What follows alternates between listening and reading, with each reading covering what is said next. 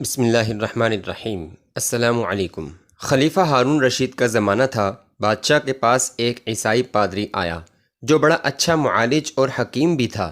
اس نے بادشاہ سے کہا، میں آپ سے ایک بات کرنا چاہتا ہوں۔ اسے موقع دیا گیا۔ اس نے کہا، میں دین کا علم بھی رکھتا ہوں اور حکمت کا علم بھی جانتا ہوں۔ آپ سے میں یہ پوچھنا چاہتا ہوں کہ آپ جو یہ کہتے ہیں کہ قرآن مجید میں تمام اصول زندگی موجود ہیں، تو کیا قرآن مجید میں انسان کی صحت کے متعلق بھی کوئی اصول بتایا گیا ہے؟ ہارون رشید نے اپنے پاس موجود علماء سے کہا کہ آپ اس کے سوال کا جواب دیں۔ ایک عالم علی بن حسین کھڑے ہوئے اور انہوں نے فرمایا، جی، قرآن مجید میں جسمانی صحت کے بارے میں بڑا سنہری اصول بتایا گیا ہے۔ پوچھا گیا، وہ سنہری اصول کیا ہے؟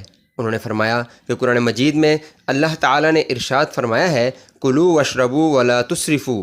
ترجمہ، تم کھاؤ پیو اور اسراف نہ کرو، یعنی بہت زیادہ نہ کھاؤ بلکہ جتنی ضرورت ہے اتنا کھاؤ اور پھر صحت مند رہو۔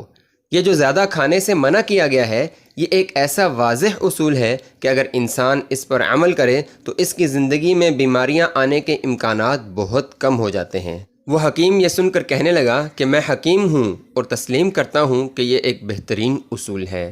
اس نے پھر دوسرا سوال کیا کہ کیا تمہارے نبی علیہ السلام نے بھی روحانی تعلیمات کے ساتھ ساتھ جسمانی صحت کے بارے میں کوئی اصول بتایا ہے کہ آدمی اپنے جسم کی صحت کا خیال کیسے رکھ سکتا ہے؟